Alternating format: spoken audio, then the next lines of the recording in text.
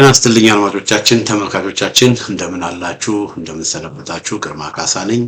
ይህ ዋሜራ ነው።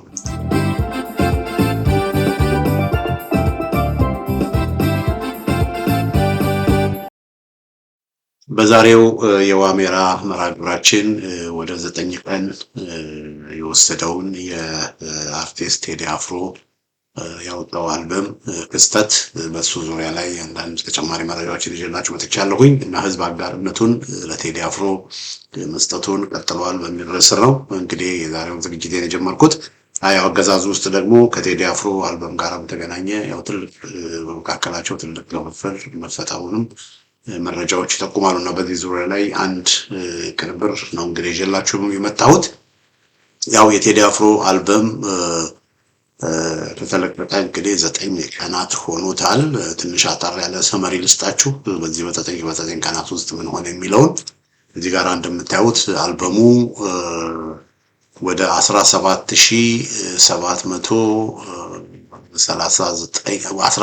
ሚሊዮን 739,311 የሚሆን ተመልካች ዳስቃል የሚለውን ብቻ ተመልክቶታል። አድማጮቻችን ተመልካቾቻችን በአጠቃላይ ወደ ከ18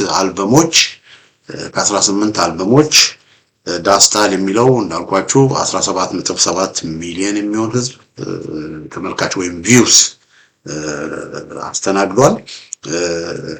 ከዛ በመቀጠል በጉራጌኛ የተቀነቀነው ስመምነን የሚባለው 7.9 ሚሊዮን፣ ጀምበር 7.6 ሚሊዮን፣ ከዛ መሬማ አረብ ሀገር ላሉ ኢትዮጵያውያን ለነሱ የተቀነቀነ 6.2 ሚሊዮን ተመልካቾች በ9 ቀን ጊዜያት ውስጥ ብቻ ከሁለት ሳምንት ባነሰ ማለት ነው። በ9 ቀን ጊዜያት ውስጥ ያን ያህል ቪው ተመልካች ማፍራት ተችሏል። በመቀጠል ሺ ቢባል የሚለው ጣዕመ ዜማው 6.8 ሚሊዮን፣ ዝጸዳል የሚባለው 5.8 ሚሊዮን፣ ጽዮን ሙሽራዬ 5.5 ሚሊዮን፣ መርከብ 5.3 ሚሊዮን። ስለዚህ በአጠቃላይ ወደ 8 ከ18ቱ 8ቱ ከ5 ሚሊዮን በላይ ተመልካቾችን ቪዲዮዎችን በ9 ቀናት ውስጥ አግኝተዋል ማለት ነው። ኢትዮሪካ ነው ብልሽታ 4.7 ሚሊዮን፣ ኢትዮሪካ 4.1 ሚሊዮን፣ ታየኝ 4 ሚሊዮን እና እነዚህን ስንደምር ደግሞ ወደ 11 ዜማዎቹ ከ18ቱ 11 ዜማዎቹ በ9 ቀናት ውስጥ ከ10 ሚሊዮን ከ4 ሚሊዮን በላይ ሆነዋል ማለት ነው። አድማጮቻችን ተመልካቾቻችን እንግዲህ ይሄንን እንዴት ነው የምናስተያየው የሚለውን ሌሎቹ 6 ዜማዎቹ ከ3 ሚሊዮን አልፈዋል። አንዱ ዜማ ደግሞ ወደ 2.7 ሚሊዮን ደርሷል እና በሙሉ ከ2 ሚሊዮን አልፈዋል ማለት ነው። እና ይሄ እንግዲህ በ9 ቀናቶች ውስጥ ብቻ የታየ ነው። እንደው ለማነጻጸር እዚህ ጋር ብትመለከቱ ይሄ እዚህ ጋር የምታዩት ዳስበል ነው። ዳስበል 17 ሚሊዮን ከ700 ሺህ በላይ በቃውን በትንሽ ሰዓት ውስጥ 18 ሚሊዮን ይገባል ማለት ነው። 20 ሚሊዮን መግባቱ አይቀርም እና በ9 ቀናት ውስጥ ይሄን ያህል አድማጭ ማግኘት ተችሏል። አስተያየቶች የሰጡትን ደግሞ ወገኖች ተመልከቱ። እዚህ ጋራ በብጫ ያከበኩት ከታች ያለው 63954 አድማጮች አስተያየት አስፈረዋል። ላይክ ይሄ ጣዕመ ዜማ ላይክ ያደረጉ ደግሞ ተጭነው ላይክ ያደረጉ ደግሞ 295,000 ደርሰዋል ላይክ ያደረጉ እና ይሄ በኢትዮጵያ አልበሞች ብቻ ሳይሆን በዓለም አቀፍ ደረጃም ራሱ የሚውዚክ ሬከርዶችን በዩቲዩብም ደረጃ እንደዚህ ሬከርዶችን እየሰበረ አልበም ነው። ትልቅ አልበም ነው እና እንግዲህ እስካሁን ክስተት ነው የምንለው በዚህ ምክንያት ነው እና አሁን ድረስ ኢትዮጵያውያኖች እየተነጋገሩ ነው ያለው በቴዲ አፍሮ ዙሪያ ላይ። አሁንም ኢትዮጵያውያኖች እየተነጋገሩ አስተያየት እየሰጡ እየተወያዩ ያለበት ሁኔታ ነው ያለው እና ይሄንን እንግዲህ እነዚህን እንደው ከእንትን ጋር ለማወዳደር ይሄ ሁሉ አሁን ምናችሁ ቴዲ አፍሮ ኦፊሻል ገጽ በሚለው ላይ ብቻ የወጡትን ነው። አሁንም እንደገና በጣም አሰምርበታለሁ። የቴዲ አፍሮ የዩቲዩብ ኦፊሻል ገጽ ላይ ብቻ የወጡ ናቸው። በሌሎች ዩቲዩቦች በቴዲ አፍሮ ስም ወይም በተለያየ ምክር የቴዲ አፍሮን ወስደው ኢሌጋሊ በሆነ መንገድ የሚያሰራጩ በጣም በርካታ ዩቲዩበሮች አሉ። በእነሱ በኩልም የተደመጠውንም ከግምት አታስገቡት ውስጥ እነሱን ስንጨምር በሌላ መንገድም ደግሞ በዩቲዩብ ውስጥ የተደመጡትን በሌላ ዩቲዩብ ቻናሎች በዩቲዩብ ውስጥ የተደመጡትን ኢሌጋሊ በሆነ መንገድ ማለት ነው በዩቲዩብ ውስጥ የተደመጡትን በሙሉ ደግሞ ከግምት በምናስገባበት ጊዜ ጥሩ በጣም የተለያየ ነው። በነገራችን ላይ አድማጮቻችን ተመልካቾቻችን የቴዲ ኦፊሻል ገጽ አለ በዩቲዩብ የምታዳምጡ በዩቲዩብ የምናዳምጥ በሌሎች ቦታዎች የቴዲን ዘፈን የቴዲን ዜማዎች የሚያስተላልፉ የዩቲዩብ ቻናሎችን ሪፖርት በማድረግ ቻናላቸው እንዲዘጋም የመስራት እንግዲህ አንዱ ቴዲን የምናግዘው በዛ መልኩ ነው። እሱ ኦፊሻል በሆነ መንገድ ዩቲዩብ አስቀምጧል። ማዳመጥ ያለብን ያንን ነው።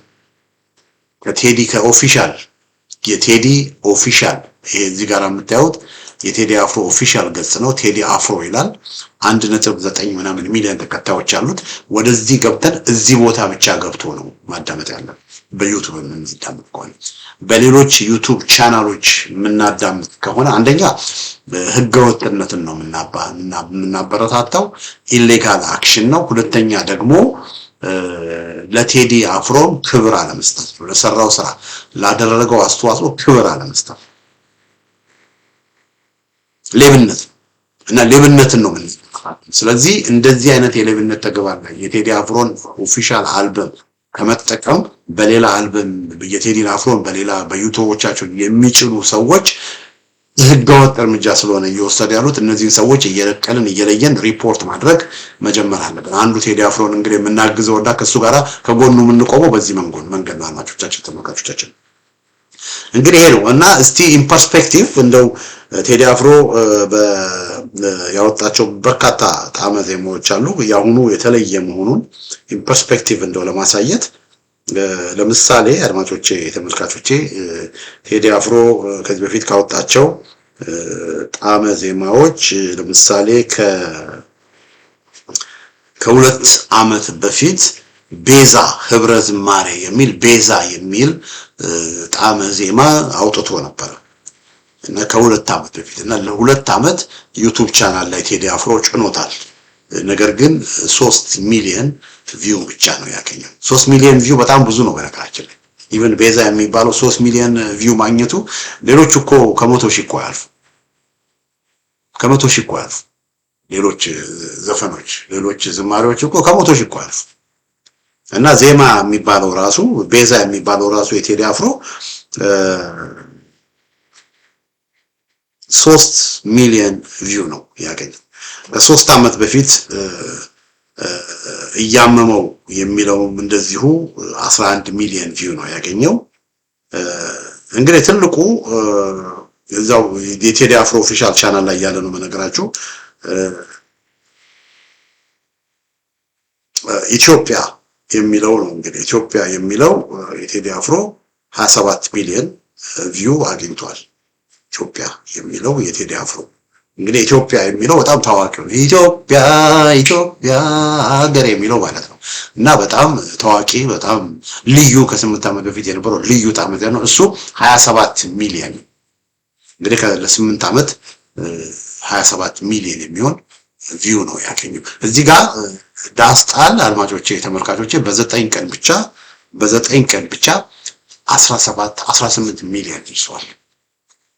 ስለዚህ የቴዲ አልበም ክስተት ነው ብለን የምንለው እንግዲህ በዚህ ምክንያት ነው። አድማጮቻችን ተመልካቾቻችን ይሄን በተመለከተ እስቲ እቺን እናዳምጥ።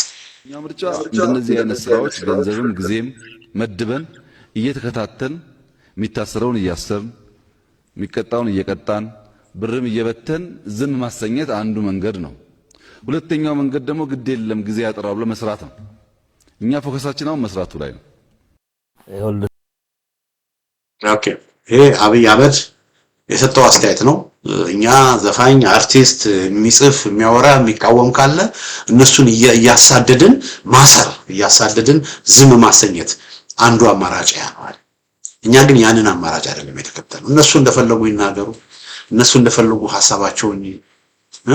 ሐሳባቸውን ይግለጹ። እነሱ ይጻፉ፣ እነሱ ዘፈን ይዝፈኑ፣ እነሱ ያቀርቅሩ። ነገር ግን እኛ ስራችንን ነው የምንሰራው። በስራችን ማንነታችንን፣ በስራችን ምንነታችንን እናሳያለን በሚል ወደ እንዲህ አይነት አስተያየት ነው እንግዲህ አብይ አህመድ የሚሰጠው። አንደኛ ስለ ዘፈን ስለ አርቲስት መናገር አላስፈለገውም። ዘፋኞች የሚዘፍኑት፣ አርቲስቶች የሚያቀነቅኑት፣ ሌሎችም የሚሉት ሌሎች ኢትዮጵያዊ የሚሰጡት አስተያየት አጥንቱ ውስጥ ገብቶ ካላናደደውና ካላበሳጨው ለምንስ ወጥቶ በዚህ መልኩ ስለምን ይናገራል? እኛ ለሌሎች ወሬዎች ምንም ደንታ የለንም እያለ የቁርአንና የንስርን ምሳሌ ሲያወጣ ለምን በተዘዋዋሪ መንገድ በሾርኔ አስተያየት ይሰጣል? ለምን የሚሰጡት አስተያየቶች የሚደረጉት ነገሮች ሰውየውና በሱ ሰርክል ውስጥ ያሉ ሰዎችን በጣም ስላሳሰበ ስላስጨነቀና ስለበጠበጣቸው ስለበጠበጣቸው ውስጣቸው እንደተጨነቁ በዚህ ማወቅ ትችላላችሁ። ውስጣቸው እንደተጨነቁ የምታውቁት ወጥተው እኛ ወሬ ምንም አያረገንም፣ እኛ ስለ ዘፋኝ ቢዘፍን ሌላው የፈለገውን ቢናገር ምንም አይመስልንም ብለው ወጥተው እንዲያወሩ የሚያደርጋቸው ነገር ለምንድን ነው? እየሆነ ያለው ነገር በቃ ሲሪየስሊ አሳስቧቸዋል ማለት ነው። ካለ ምንድነው ቁስል ያለበት ነው አይደል እንዴ? ቁስል ያለበት ፈስ ያለበት ዝላ አይችልም ነው የሚባለው አይደል? ፈስ ያለበት ዝላ አይችልም። ቁስል ያለበት ሰው ትንሽ ሲነካ ይላል እና እንደዛ ነው። እና ወጥተው መናገር ለምን አስፈለገ? ወጥተው ስለ ሰባኞች ስለ አርቲስቶች መናገር ለምን አስፈለገ? ስለ ቁራ ስለ ንስር ምሳሌ መዘርዘር ለምን አስፈለገ? የፈለገው ሰው የፈለገውን ቢያወራ እኛ ምንም አይመስልንም ምናምን እያሉ ወጥቶ ማውራት ምን አስፈለገ? አርፎ ስራቸውን አይሰሩም እንዴ? ነገር ግን ይሄ የሚያሳያችሁ ምንድነው? 4 ኪሎ ያሉ ገዢዎች በእየሆነ ባለው ነገር በቃ ነርቨስ እንደሆኑ ከዚህ ለማወቅ ይቻላል። እና አብይ አህመድን በተለያየ በኢትዮጵያ ቴሌቪዥን፣ በዋልታ፣ በፋና፣ በአሚኮ፣ በኦቢኤን በተለያየ ቦታ በተለያየ ሚዲያዎች በየጊዜው እየቀረበ ነው ምንድነው አስተያየቶችን የሚሰጠው። ኢቢሲን ብትመለከቱ የኢቢሲ ፕሮግራሞች በሙሉ ተንቤሉ ላይ ብትመለከቱ የአብይ ፎቶ ነው። አብይ በተለያየ ቦታ የተናገራቸው በተለያየ ቦታ የሰራቸው ስራዎችን ነው የአብይን ንግግር ነው እየደጋገመ። ግን የሚያዳምጠው ሰው ግን ስንት ነው? 100 1000 2000 በዛ ቢባል 5000። ማንም አብይ አህመድ ለሚናገረው ነገር ያ በአብይ አህመድ በዛ ሁሉ ቻናሎች በ5 በ6 በ7 ቻናሎች የቴሌቪዥን ቻናሎች በሳተላይት ለሚናገረው ነገር በዩቲዩብ 2 ሚሊዮን ምናምን ነው ሰብስክራይበሮች ያሏቸው እነ ኤቢሲ 2 ሚሊዮን ሰብስክራይበሮች ያሏቸው እና በእነዛ ሁሉ ሰብስክራይበሮች የሚነገረው ነገር በሙሉ አድማጭ ነው። እንደውም ይቅርታ አድርጉልኝና እንኳን ከቴዲ አፍሮ ጋር ልወዳደር እንደውም እኔም አሁን አብይ አህመድን እየበለጥኩ የምር በዋሜራ ሚዲያ አትሊስት እኔ እኮ 1000 2000 ያገኛል። አንዳንዴ 5000 ይገባል። ብዙ ሰዎች ላይክ ስለማታደርጉ ሼር ስለማታደርጉ ነው እንጂ በጣም ስለማትመለከቱ ነው እንጂ ቁጥሩ ከፍ ሊልኝ ይችላል። እኔ እየተሻልኩ ነው ከአብይ አህመድ እንኳን ቴዲ አፍሮ እና እኔ እንኳን ከነ ቴዲ አፍሮ እና አብይ አህመድ በኢቢሲ ከሚያገኙት ቪው የተሻለ ቪው ያገኘው እኔ አንተራሰው እና ቴዲ አፍሮ ግን 17 ሚሊዮን እና በነገራችን ላይ እነዚህ ዘፈኖቹን በሙሉ በምንቆጥርበት ጊዜ ከ100 ሚሊዮን አልፏል። አልበሙ ከ100 ሚሊዮን ቪውዎች በቴዲ አፍሮ ኦፊሻል ላይ ብቻ ከ100 ሚሊዮን ቪውዎች አሉ። እና አብይ አህመድ ግን በዚህ መልኩ ምንም አናደርግም፣ እኛ አናስርም፣ እኛ እየለቀምን ዘፈን ለምን ዘፈናችሁ፣ ዘፈን ለምን ሰማችሁ፣ ዘፈን ለምን እንዳደረጋችሁ ብለን እኛ አናስርም ብሎ ነው አስተያየት የሰጠው። እንግዲህ ይሄን ያህል እነዚህ ሰዎች ምን ያህል እንደከሰሩ ምን ያህል እነዚህ ሰዎች ፖለቲካቸው ሁሉ ነገራቸው እየወደቀ እንደመጣ ምን ያህል በእነዚህ ሰዎች በህዝብ እንደተጠሉ ከዚህ ማወቅ ይቻላል። በጣም የሚገርማችሁ ያኔ ከ8 ዓመት በፊት አብይ አህመድ ወደ ስልጣን ኦሮሞ ብልጽግናዎች ወደ ስልጣን በመጡ ጊዜ እነ ስንታየው ቸኮል እነ ስዩም ተሾመ ምናምን የሆነ ኮሚቴ ተቋቁሞ የአዲስ የመጣውን መንግስት ለመደገፍ አዲስ አበባ ሰልፍ ተጠርቆ ነበር። እና አዲስ አበባ ሰልፍ ሲደረግ የነበረውን የህዝብ ብዛት ሁላችሁም የምታውቁት እንዳለ የአዲስ አበባ ህዝብ እንዳለ ነቅሎ ሊሆን አብይ አህመድ አሜሪካን ሀገርም ደግሞ በሚመጣበት ጊዜ በዋሽንግተን ዲሲ በሚኔሶታ እና በሎስ አንጀለስ ህዝባዊ ስብሰባዎች አድርጓል። አብይ አህመድን ለማግኘት አብይ አህመድ በጠራው ስብሰባ ላይ ለመሳተፍ ሁሉም ሰው ሲሯሯጥ ከሚሽገን ከኦሃዮ ከተለያየ ቦታ ከቦስተን ከኒውዮርክ ከተለያየ ቦታ ከኖርዝ ካሮላይና ምናምን ነው እየነዱ ሰዎች እየነዱ አንዳንድ ባስ ሁሉ ተከራይተው ነው የዋሽንግተን ዲሲ ስብሰባ ላይ የተገኙት። እና ያም ከመሆኑ በፊት ደግሞ የኢትዮጵያ ኤምባሲ ምን አድርጎ ነበር? የተለያዩ የኢትዮጵያውያን ኃይሎች ግሩፖች አሉ አይደለ? እነሱን ሰብስቦ ለብቻ ደግሞ በተናጠል ስብሰባዎች ከተለያዩ ግሩፖች ጋር አብይ አህመድ ስብሰባዎች አድርጎ ነበር። እና በአንዱ ግሩፕ ውስጥ እኔ በስብሰባው እንድገኝ ተጠይቄ ነበር። አንዱ ግሩፕ ውስጥ አልገኝም አልኩኝ። ለምን? ያው ብዙ ግርግር አሉት እና አብይ አህመድን ደጋፊ ነኝ፣ ለውጡን ደጋፊ ነኝ።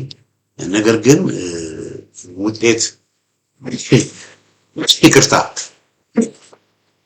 ውጤት ካልታየ ብዙም እንዲህ ያለ ነገር በቃ ግርግር ብዙ ጊዜ ስለማልወድ አልሄድኩኝም። ዋሽንግተን ዲሲ አልሄድኩኝም፣ ሚኔሶታ አልሄድኩኝም ስብሰባ ላይ። ግን ምን ልላችሁ ፈልጌ ነበር፣ አብዛኛው ሰው በቃ አብይን ለማግኘት በጣም ያን ያህል እና አብይ አህመድ እነ ለማ መገርሳ ያን ያህል በጣም ተወዳጅ ናቸው። የማልክደው ነገር እኔ ከአብይ አህመድ ይልቅ በጣም የምወደውና የሚመቸኝ ለማ መገርሳ ነበር። ስለዚህ የለማ መገርሳን ፎቶ ፕሮፋይሌ ላይ ራሱ ብዙ ጊዜ አድርጌያለሁ። የአብይን ስለማድረግ አላስታውስም። የለማ መገርሳን ፎቶ ግን ብዙ ጊዜ በዛን ጊዜ ፕሮፋይሌ ላይ ብዙ ጊዜ አድርጌዋለሁ። እና ያን ያህል ይሄ የለማ ቲም የሚባለውን በጣም እንወዳቸው ነበረ። የነበረው ድጋፍ ሁላችሁም የምታስታውሱት። ከዛ አብይ በባህር ዳር የነበረው ድጋፍ አሳምነው ጽጌ እኮ ሙሴ ብለውታል። ያን ያህል ትልቅ ድጋፍ የነበረው በመንዝ በመሃል ሜዳ አስታውሳለሁ። ካባ ተለብሷል። መሃል ሜዳ በሉ፣ ሸዋሮቢት በሉ፣ ደብረ ብርሃን በሉ፣ ደሴ በሉ፣ ቆቦ በሉ፣ ደብረ ማርቆስ በሉ፣ ፍኖተ ሰላም በሉ፣ ባህር ዳር በሉ፣ ጎንደር በሉ፣ ደባርቅ በሉ፣ መተማ በሉ እንዳለ አሁን በጎንደር በጎጃም በወሎ በሸዋ እንደገና ደግሞ በደቡብ ኢትዮጵያም ደግሞ እንደነ ቦንጋ እንደነ ጂንካ እንደነ አርባ ምንጭ እንደነ ሳውላ ምናምን ባሉ ቦታዎች እንደ ወልቂጤ ቡታጅራ ምናምን ባሉ ቦታዎች በሙሉ ዱራሜ ለአብይ አህመድ ከፍተኛ ለብልጽ ለአብይ አህመድ ለማ መገርሳ ለለውጡ ኃይል ከፍተኛ የሆነ ድጋፍ ነበር። በቴሌቪዥን ውስጥ አዲስ አበባ ውስጥ ቡና ቤት ሆነ ሌላ ቦታ አብይ አህመድ የሚናገር ከሆነ ሰው ወሬውን ያቆማል። ዛቢራም ካቲካላም የሚጠጣ ከሆነ ወሬውን ቆሞ ያዳምጥ። ያን ያህል ነበር። ግን አሁን ወገኖች ያ ሁሉ ጠፋ፣ ያ ሁሉ በትንትን አሁን አብይ አህመድ ማዳመጥ ያለው። ስለዚህ አሁን እንደዚህ አይነት ንግግሮች ነው አብይ አህመድ እየተናገረ ያለው። በቃ ይሄ የዲፋያንስ የአንገር የእብሪት የትዕቢት ድንፋታ ንግግር የምናገር እና እስቲ ደግመን እንደገና እናዳምጠው አድማጮች። ዘፋኝ በአርት በግጥም ብዙ ነው መንገዱ ቋንቋ። እንግዲህ እኛ ሁለት ምርጫ አለን። አንደኛው ምርጫ እንደነዚህ አይነት ስራዎች ገንዘብም ጊዜም መድበን እየተከታተልን የሚታሰረውን እያሰርን የሚቀጣውን እየቀጣን ብርም እየበተን ዝም ማሰኘት አንዱ መንገድ ነው። ሁለተኛው መንገድ ደግሞ ግድ የለም ጊዜ ያጠራው ብሎ መስራት ነው። እኛ ፎከሳችን አሁን መስራቱ ላይ ነው። ኦኬ እንግዲህ ፎከሳችን ምን ላይ ነው? ፎከሳችን መስራቱ ላይ ነው የሚለው። እንግዲህ ይሄ ነው እንግዲህ ሰውየው ይሄን ይላል። ግን ምንድነው ይሆን ያለው? አድማጮቼ እዚህ ጋር ተመልከቱ። እዚህ ጋር የምታዩት እህት ማህሌት ሰለሞን ትባላለች። ማህሌት ሰለሞን የቴዲ አፍሮ ቃል አቀባይና ስራ አስኪያጅ ናት። እና ማህሌት ሰለሞንን አስረዋታል። ማህሌት ሰለሞን ብቻ አይደለም፣ ያሲን መሐመድ የሚባል የቴዲ አፍሮ የቅርብ ጓደኛውንም አስረውታል። ለምንድነው? ክስም መስርተውባቸው በአሁኑ ጊዜ የ14 ቀን የምርመራ ጊዜ ተጠይቆባቸው በእስር ቤት ነው እየተሰቃዩ ያሉት። እና በቴዲ አፍሮ ደጋፊዎች ላይ የቴዲ አፍሮን ዘፈን ሰማችሁ በሚል በመቶዎች እንደውም ሺዎች ሊደርሱ ይችላሉ፣ በመቶዎች ታስረዋል። የቴዲ አፍሮ ዘፈን በማንኛውም ቦታ በሬስቶራንት በሉ በታክሲ ውስጥ በሉ በማንኛው ይሄ በመንግስት በኢቲቪ እና በዋልታ በምናምን ብቻ አይደለም በማንኛውም ሌሎች ቦታዎች እንዳይሰሙ መንግስት አግዷል። ስለዚህ የቴዲ አፍሮን ዘፈን መስማት ስለ ቴዲ አፍሮ ማውራት እንኳን በአደባባይ በቡና ቤት በታክሲ በምናምን አይደለም። እኔ አስታውሳለሁ ያን ያስተሰርያል የሚባለው ዘፈን በሚወጣበት ጊዜ በወያኔዎች ተናደዋል። ያስተሰርያል በመውጣቱ ተናደዋል እና በኋላ ቆይተውም ቴዲ አፍሮን ለሁለት ዓመት አስረውታል። ነገር ግን የዛን ጊዜ በየታክሲው ግን ሰው እሱን ነበር የሚያዳምጠው በየታክሲው እና ኢትዮጵያ ቴሌቪዥን ኢቢሲ እና ሌሎች እና ዋልታ ያስተሰርያል ላምባዲና ምናምን የመሳሰሉት በቴሌቪዥን እንዳይወጡ በቴሌቪዥን እንዳይሰማ ቢያግዱ ህዝቡ ግን በግሉ እየሰማ ነው። አሁን ግን በታክሲ ውስጥም መስማት አይቻልም። የቴዲ አፍሮ በቡና ቤቶችም በግል ንብረታችን ውስጥ በግል ቢዝነሳችን ውስጥ በሱቃችን ውስጥ መስማት አይቻልም። የኦሮሞ ብልጽግናዎች ይመጣሉ ያስራሉ በጉልበት ልክ አሁን ያለውን ይሄን አናደርግም እንዳለው አሁን ግን ያንኑ ነው እያደረጉ ያለው የሚያደርጉትን ነው አናደርግም እያለ ይተናገራል ያመት ባያደርግ መናገር አያስፈልገውም ነበርና በዚህ መልኩ በጣም የአገዛዙ የኃይል የብሪት ዱላውን እየሰነዘረው ነገር ግን እንዳያችሁት የህዝብ ድጋፍ ከጊዜ ወደ ጊዜ እየጨመረ ነው። ህዝብ ለቴዲ አፍሮ ያለው አጋርነት ለቴዲ አፍሮ ያለው ፍቅር ከጊዜ ወደ ጊዜ አድማጮቻችን ተመልካቾቻችን እየጨመረ ነው። እዚህ ጋር እንደምታዩት የቴዲ አፍሮ እንግዲህ 18 ሚሊዮን ሊደርስ ነው ብያቸዋለሁኝ እና የተለያዩ አስተያየቶችን ለማንበብ ሞከርኩኝ። የተሰጡ አስተያየቶችን በዳስታል ዙሪያ የተሰጡ አስተያየቶችን ለማንበብ ሞከርኩኝ። በጣም ወደ 63954 አስተያየቶችን የተሰጡት የተወሰኑትን ላንብብላችሁ ከመዝጋቴ በፊት ምን ይላል? አንዱ ምን ብሎ ይጽፋል? የሁላችንም ዕዳ ሆኖ ሳለ ይላል። የሁላችንም ዕዳ ሆኖ ሳለ አንዲያ ነፍሱን አስይዞ በጥበቡ ያስለቅሰን ተስፋ የሚያሳየን የዘመናችን አርበኛ እድሜ ከጤና ጋር ይስጥል ለቴዲ አፍሮ ይላል አንዱ አስተያየት ሰጪ። በጣም ተመሳሳይ ናቸው ብዙዎቹ፣ ግን የተወሰኑትን ወስጄ ከላይ ያሉትን ወስጄ ነው የማጋራችሁ። ከዛ ምን ይላል ሌላው አስተያየት ደግሞ ተከባብረንና ተዋደን አምላክ በሰጠን ምድር እንኑር። ቴድሮስ ይህንን በመናገር እናከብራለን ብሎ ቴድሮስ የተናገረው ፍቅርን፣ አንድነትን፣ መተባበርን በቃ ትግሬ፣ ኦሮሞ፣ አማራ ተባብለን በዘር ተከፋፍለን እርስ በርስ እየተላለቅን ነው። ደም እየፈሰሰ ነው። አገር እየፈረሰች ነው። አገር እየወደመች ነው።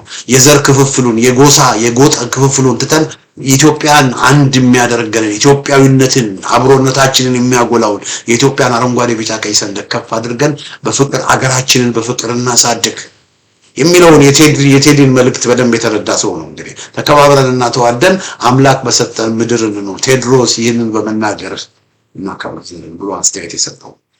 አንዱ ደግሞ በእንግሊዝኛ መጻፈው thank you Teddy my big brother for standing up and being a voice for our people ይላል። my big brother ቴዲ ምንድነው የሚለው? my big brother እንግዲህ ምናልባት በእድሜው አነስ ያለ ወጣት ሊሆን ይችላል። thank you Teddy my big brother you are my brother you are my brother ወንድሜ ነህ ወንድማችን ቴዲ እና thank you እናመሰግናለን። ለምን? for standing up and being a voice for our people ለህዝባችን ድምጽ ለመሆን በመነሳትህ እናመሰግናለን። ለህዝባችን ምን ሆነሃል ነው የሚለው። በሌላ አባባል ለህዝባችን ድምጽ ሆነሃል ነው የሚለው። ሌላው የትግራይ ልጅ እንዲላል እኔ የትግራይ ልጅ ነኝ ይላል። በዚህ ዘፈን በጣም ነው ያለቀስኩት። አምኖ መክዳት እንዴት ያማል። ቴዲ ወንድማችን እንወድሃለን። የትግራይ ህዝብ ቴዲ ይወድሃል ነው ያለው። ቴዲ ወንድም እኔ የትግራይ ህዝብ ነኝ ነው የትግራይ ልጅ ነኝ ነው። ከዛ ምንድነው የሚለው? ቴዲ ወንድማችን ቴዲን ምንድነው ያለው? ልክ እንደ ቅድሙ ቴዲ my big brother እንዳለው አንዱ አስተያየት ሰጪ። እዚህ ጋር ደግሞ የትግራይ ልጅ ወዲ ትግራይ ምንድነው የሚለው? ቴዲ ወንድማችን እንወድሃለን we love you brother የሚል አስተያየት እና የልብ ምልክት እዚህ እግር ኳስ ላይ እንደዚህ የሚያደርጉት አለ አይደል? እሱንና የልብ ምልክት አድርጎ we love you brother ብሎ የትግራይ ልጅ ለቴዲ አፍሮ ያለውን ፍቅር ነው የገለጸው። አንዱ አስተያየት ሰጪ ደግሞ የሀገራቸውን ባንዲራ ለብሰው የተደበደቡ ሰዎች በዓለም ላይ ቢኖሩ ኢትዮጵያ ብቻ ነው ይላል። የሀገራቸውን ባንዲራ የሀገራቸውን ሰንደቅ ለብሰው የተደበደቡ ሰዎች በዓለም ላይ ቢኖር ኢትዮጵያ ብቻ ናት ብሎ አገሬ ሰላምሽ ይብዛ በሚል ኢትዮጵያ ውስጥ ያለውን በጣም አሳዛኝና አሳፋሪ ሁኔታ ቴዲ አፍሮ በመግለጹ ይሄ አስተያየት ሰጪም እንደዚሁ አስተያየት ሰጥቷል። በመጨረሻ በጣም ብታነቡ በጣም ይገርማቸዋል። ህዝቡ የሚናገረው ህዝቡ እየሰጠ ያለው አስተያየት ህዝቡ በቃ በዚህ ይህንን መድረክ እንደመተንፈሻ ተጠቅሞ እየተነፈሰ ያለውን ነገር ብትመለከቱ በጣም ይገርማቸዋል። መጨረሻ ላጋራችሁ ፈልጎ ይላል ቴንክስ ይላል ወንድም ቴንክ ዩ ማይ ብራዘር ይላል። ይህንን እንቁ መጠበቅ የኛ የኢትዮጵያውያን ግዴታ ነው በሚል ቴዲ አፍሮን እንደምን አድርጎ የሚያውቀው የኢትዮጵያ ልጅ እንቁዋችን ነው። እንቁ ማለት በቃ አልማዝ በቃ የከበረ ድንጋይ ማለት የከበረ ነገር እንቁዋችን ነው ቴዲ አፍሮ ይላል። እና ይህንን እንቁ መጠበቅ የኛ የኢትዮጵያውያን ግዴታ ነው። መስማት ብቻ አይደለም፣ ማዳመጥ ብቻ አይደለም፣ ድጋፋችንን በንግግርና በወሬ መግለጽ ብቻ አይደለም። ይሄንን እንቁን የመጠበቅ ግዴታችን አለ። በዚህ በቴዲ አፍሮ ላይ አገዛዙ ተነስቷል።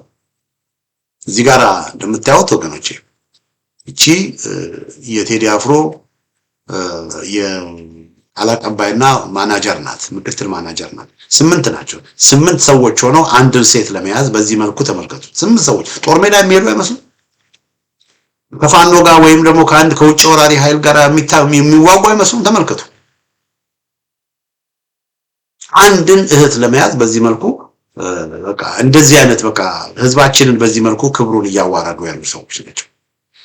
እና ቴዲ አፍሮንም ነገ እንደዚህ አድርገው ሊያስሩት ይችላሉ። ስቱዲዮ በሙሉ ገብተው ስቱዲዮን በሙሉ ዘርፈው በቃ በጣም የወረው በላ ስራ ነው የፈጸሙት። እና እንዲህ አይነት ስራ ሊፈጽሙ ይችላሉ።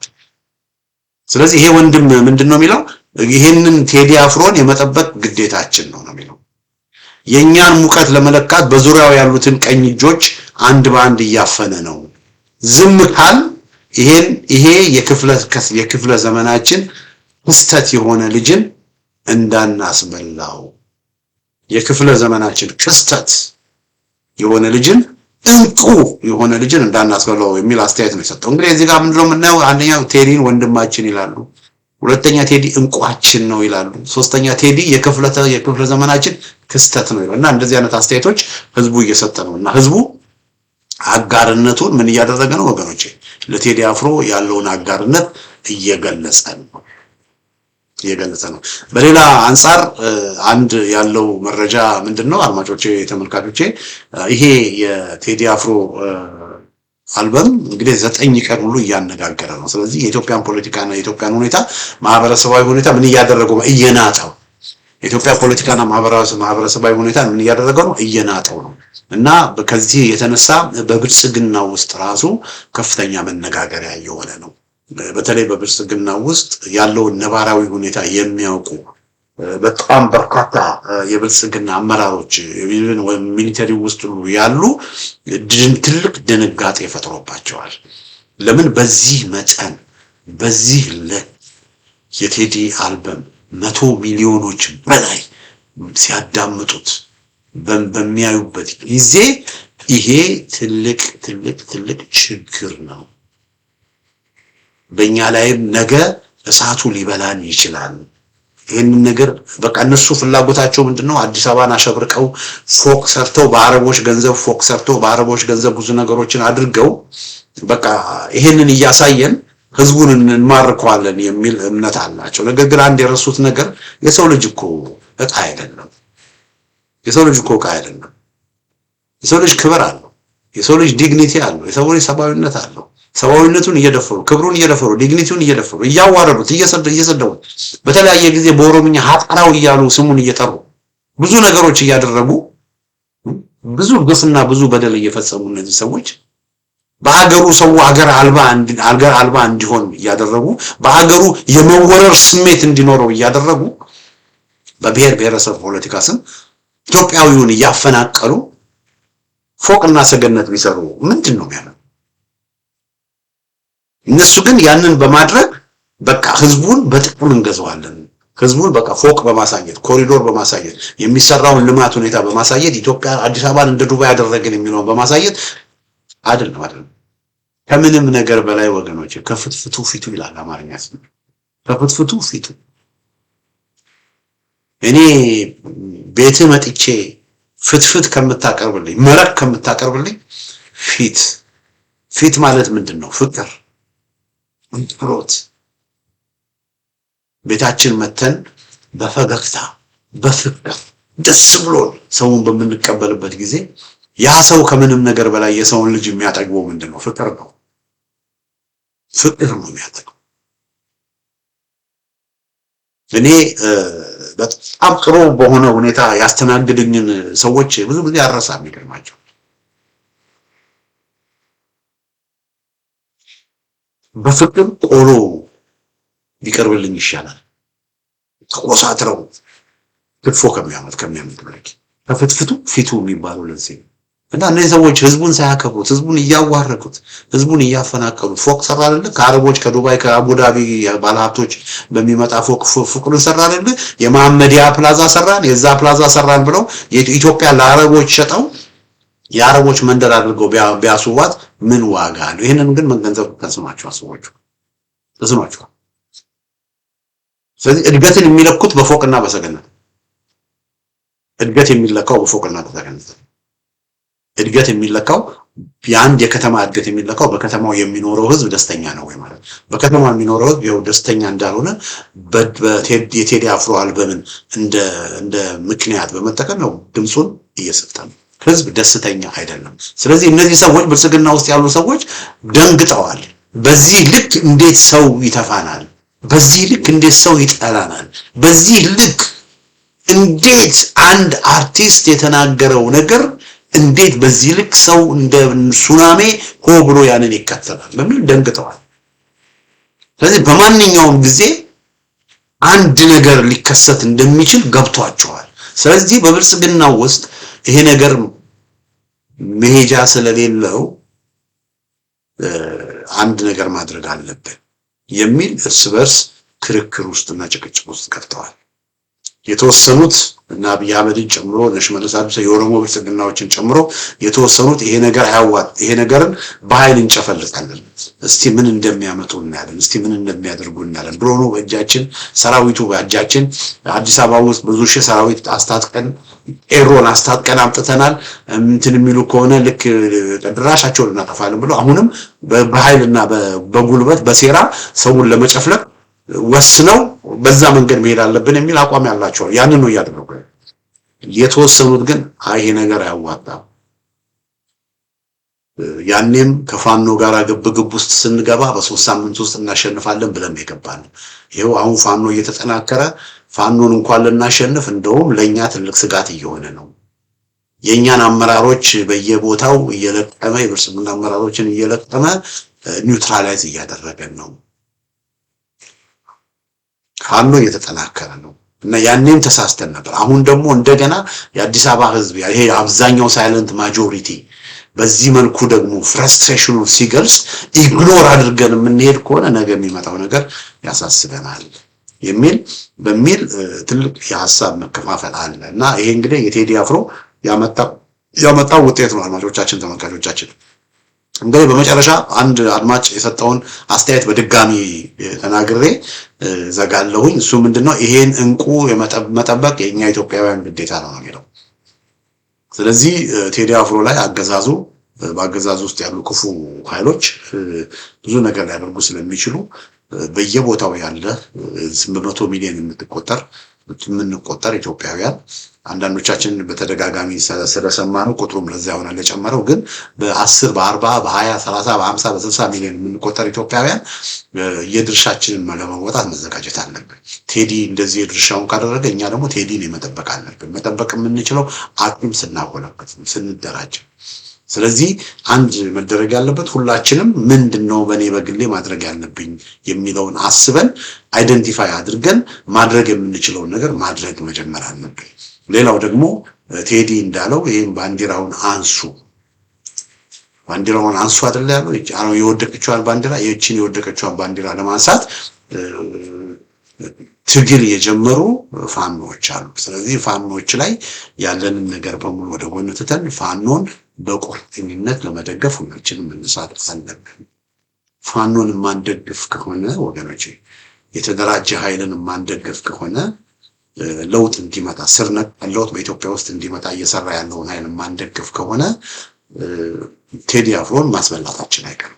ለጊዜው የህዝብ ስሜት የህዝብ ሙቀት ከፍተኛ ስለሆነ ቴዲ አፍሮ ላይ እርምጃ ለመውሰድ ላይዳዳው ይችላል። ነገር ግን ትንሽ ከቆየ በኋላ ግን እመኑኝ ቴዲ አፍሮን ወደ እስር ቤት ነው የሚወስደው፣ ወደ እስር ቤት ነው የሚወስደው። ስለዚህ ያ በሚሆንበት ጊዜ እንደገና ጠረጴዛ መደብደብ ማልቀስ ሊሆን ነው ስራችን። ስለዚህ ይሄንን ልጅም ለመጠበቅ ይሄንን ልጅም ላለማስበላት ተረኞችን ጉልበተኞችን ጉልበት አለን ጠመንጃ አለን ነፍጥ አለን ብለው ህዝብን እያሸበሩና እያሰቃዩ ያሉትን አደብ የሚያስገዛ እነሱን የሚያስወግድ ኃይል አለ። የተነሳ ኃይል አለ። ለህዝብ የቆመ ለህዝብ የተነሳ ኃይል አለ። ለባንዲራዋ የቆመ ኃይል አለ። ፋኖ ይባላል። ፋኖን ሁላችንም ለመደገፍ መጨከን አለበት፣ መነሳት። በተለያየ ምክንያት ፋኖን ከመደገፍ ወደ ኋላ ያሉ ሰዎች እንደ አንዳንዶቹ ኤኒዌይ እዚህ ያቆማል እና ይሄንን ነው ምለው።